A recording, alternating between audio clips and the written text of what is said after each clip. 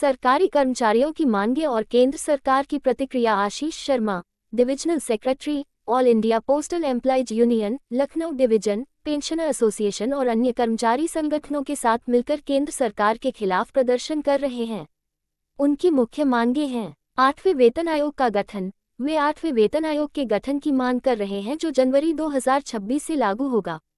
पुरानी पेंशन योजना ऑप्स की बहाली। वे नई पेंशन योजना एनपीएस को समाप्त कर पुरानी पेंशन योजना ऑप्स को बहाल करने की मांग कर रहे हैं। ऑप्स के तहत कर्मचारियों को उनके अंतिम वेतन का 50% पेंशन के रूप में मिलता है। बकाया महंगाई भत्ते का भुगतान। वे 18 महीने के बकाया महंगाई भत्ते का भुगतान करने की मांग कर रहे हैं जो कोविड-19 महामारी के दौरान जमा हुआ था। कर्मचारी कल्याण के लिए अन्य मांगे। वे आकस्मिक नियुक्तियों पर 5% की सीमा को हटाने, मृत कर्मचारियों के आश्रितों को सहानुभूतिपूर्ण नियुक्ति देने और आउटसोर्सिंग और ठेकेदारी को रोकने की मांग कर रहे हैं। केंद्र सरकार ने अभी तक इन मांगों पर कोई ठोस प्रतिक्रिया नहीं दी है, लेकिन उम्मीद है कि आगामी बजट में कुछ घोषणाएं की जा सकती हैं। कुछ रिपोर्ट्स के मुताबिक सरकार एनपीएस के तहत पेंशन की गारंटी 50% करने पर विचार कर रही है, लेकिन ऑप्स को बहाल करने की संभावना कम है। वर्क पेंशनर एसोसिएशन की जो बैठक हुई थी, ये किन मुद्दों को लेकर हुई थी सर? आज पहले नाम बता दूँ जी, परिचय दे दिए। मैं Virendra Tiwari, National Coordination Committee of Pensioners Association का प्रांतीय सचिव। आज की बैठक का मुद्दा मुख्य रूप से जनरल मुद्दों में validation of CCS pension rules 2025, जिसको कि केंद्र सरकार ने फाइनेंस बिल के साथ पास किया। ये validation of pensioners CCS pension rule 2025 ये पेंशनर्स को दो भागों में बांटने का एक सरकार का प्रयोजन। पेंशनर्स 1126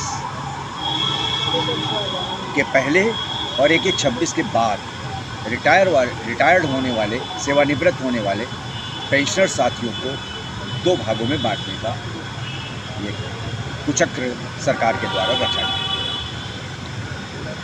क्योंकि 8वां पेंशन, दूसरा था मुद्दा 8वां पेंशन आयोग का गठन करना। 8वां वेतन आयोग का गठन करना। 8वें वेतन आयोग की घोषणा जनवरी में 2025 में घोषित कर दिया गया, लेकिन उसका गठन अभी तक नहीं हुआ। आज 8 महीने व्यतीत हो गए और उसका क्रियान्वयन 1/26 से होना है। तो हमारे पेंशनर साथियों में ये आक्रोश है, न केवल पेंशनर साथियों में बल्कि जो सेवारत कर्मचारी हैं उनमें भी इस बात का आक्रोश हो रहा है कि हमें 1/26 से मिलना है और आज तक क्या अगस्त हो गया, अभी तक गठन नहीं हुआ है। तो क्या मतलब ये पेंशन आयोग का गठन कब करेंगे? और पेंशन आयोग के गठन करने, वेतन आयोग के गठन करने के बाद उसकी रिपोर्ट आने में कम से कम मिनिमम 1.5 साल का समय लगता है। तो क्या सरकार इस मंशा में है कि उसका जब तक वेतन आयोग का घोषणा आए, वेतन आयोग की रिपोर्ट आए, तब तक हम लोगों को पिछला 1/26 के बजाय क्या 1/27, 1/28 से देंगे? पिछला एरियर नहीं देने की ऐसी सरकार की मंशा है। और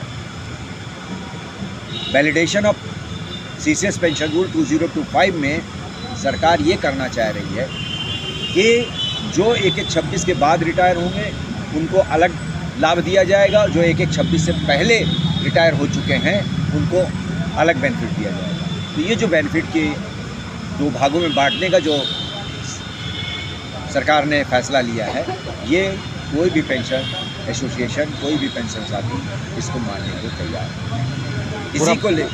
इसी को लेकर के आज का सेमिनार था, आज का सम्मेलन था।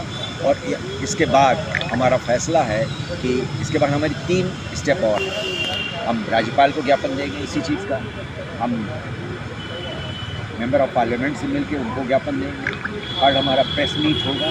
एंड 4th हम जाएंगे जंतर मंतर नई दिल्ली में 10 अक्टूबर 2025। ठीक। मैं Ashish Sharma, divisional secretary, all India postal employees union, Lucknow division. ये हमारे यहाँ एक्चुअली क्या है कि पेंशनर एसोसिएशन और आरएमएस पेंशन एसोसिएशन और लखनऊ डिवीजन के और ऑल ओवर इंडिया के जो भी कार्य कर्मचारी हैं, चाहे वो राज्य के हों या केंद्र के हों, उनकी मांगों को लेकर के ये प्रदर्शन हो रहा है। केंद्र सरकार ने क्या किया है कि 8वें वेतन आयोग को 8 महीने विलंब कर दिया है। उसके अलावा ओपीएस को लाने से इनकार कर दिया है, यूपीएस दिया है। जो यूपीएस जो है एनपीएस से भी बेकार है। मैं ये कहता हूं कि अगर यूपीएस इतनी अच्छी है तो आप क्यों नहीं लेते? भाई विधायक मंत्री 5-5 पेंशन ले रहे हो, 4-4 पेंशन ले रहे हो, एक बार विधायक सांसद फिर हो रहे हो, उसके बाद आप पेंशन ले रहे हो। तो उसके लिए मांगों को है। बाकी भर्तियां नहीं हो रही हैं, पोस्टमैन स्टाफ शॉर्ट है, हमारे यहाँ एमटीएस स्टाफ शॉर्ट है, उसके अलावा बाबू कैडर जो है हमारे यहाँ शॉर्ट है, जीडीएस स्टाफ शॉर्ट है, लेकिन कोई भर्तियां नहीं हो रही हैं। केंद्र सरकार टोटल तरीके से इसको प्राइवेटीकरण की तरफ ले जाना चाहता है, इसलिए ये हमारे यहाँ हो रहा है। अगर आप लोग की ये मांगे नहीं पूरी होती तो हमारे चैनल के माध्यम से सरकार से क्या कहना चाहेंगे? सरकार से यही कहेंगे कि इससे बड़ा आंदोलन होगा और आने वाले समय में 2029 में उनका चुनाव है। अगर वो सरकारी कर्मचारी को अपने साथ लेके चलना चाहते हैं तो उनको ओपीएस भी देना पड़ेगा, उनको कर्मचारियों की हर बात मांगनी पड़ेगी। अगर नहीं मानते हैं तो 2029 में मेरे ख्याल से वो नहीं आने वाले, क्योंकि केंद्र कर्मचारी के और राज्य कर्मचारी जो है उनको वोट नहीं देने वाले।